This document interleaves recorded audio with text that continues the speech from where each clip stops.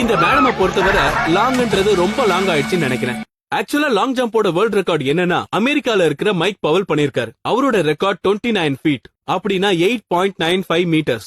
உங்களுக்கு ஒரு விஷயம் சொல்லவா, கடந்த 22 வருஷமா இந்த ரெக்கார்டை யாருமே பிரேக் பண்ணது கிடையாது. ஆனா இந்த ரெக்கார்டை நீங்க பிரேக் பண்ணணும்னு நினைச்சீங்கன்னா இதுக்கு பின்னாடி இருக்க சயின்ஸை நீங்க கத்துக்கணும். ஏன்னா அதுதான் ரொம்ப ரொம்ப இம்பார்ட்டன்ட். ஆமா, நீங்க கரெக்டா லாங் ஜம்ப் பண்ணணும்னு நினைச்சீங்கன்னா அதுக்கு முக்கியமா தேவை ஹரிசாண்டல் வெலாசிட்டி. ஒவ்வொரு எக்ஸ்ட்ரா 3 கிலோமீட்டர் பர் ஹார்க்கு நீங்க 3 அடியை முன்னாடி எடுத்து வைக்க முடியும். பெஸ்ட் லாங் ஜம்பர்ஸோட ஸ்பீட பாத்தீங்கன்னா ஒரு ஹவருக்கு 30 கிலோமீட்டர் வரைக்கும் இருக்கும். அவங்களோட டேக் ஆஃப் ஆங்கிள் பாத்தீங்கன்னா கிட்டத்தட்ட 21 டிகிரி இருக்கும். அவங்க ஒரு ஆர்க் மாதிரி குதிப்பாங்க. அது மேக்ஸிமம் 6 ஃபீட் உயரம் வரைக்கும் இருக்கும். அதுக்கப்புறம் அவங்களோட கால்களை முன்னாடி வரைக்கும் எக்ஸ்டெண்ட் பண்ணுவாங்க. அப்பதான் அதிகபட்ச தூரத்தை அவங்களால கவர் பண்ண முடியும். முக்கியமான விஷயம், லேண்டிங் சாஃப்ட் சர்ஃபேஸ்ல இருக்கணும்.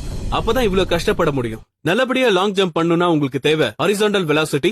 எக்ஸ்ட்ரா ஒவ்வொரு 3 கிலோமீட்டர் பர் ஹார்க்கும் நீங்க 3 ஃபீட் முன்னாடி போக முடியும். பெஸ்ட் லாங் ஜம்பரோட ஸ்பீட பாத்தீங்கன்னா 30 கிலோமீட்டர் பர் ஹார் வரைக்கும் இருக்கும். அப்புறம் டேக் ஆஃப் ஆங்கிள் பாத்தீங்கன்னா கிட்டத்தட்ட 21 டிகிரி இருக்கும். அவங்க ஆர்க் ஷேப்ல முன்னாடி போவாங்க. அவங்க மேக்ஸிமம் ஒரு 6 ஃபீட் உயரத்துக்கு போவாங்க. கேட்கவே சூப்பரா இருக்குல்ல. அப்புறம் அவங்களோட காலை அப்படியே முன்னாடி எக்ஸ்டெண்ட் பண்ணுவாங்க. அப்பதான் அவங்களால அதிகபட்ச டிஸ்டன்ஸை கவர் பண்ண முடியும். ஆனா இன்னொரு விஷயம், லேண்டிங்ன்றது ஒரு சாஃப்டான சர்ஃபேஸ்ல இருந்தா நல்லா இருக்கும். இல்லனா காமெடி பீஸ் ஆயிடுவோம்.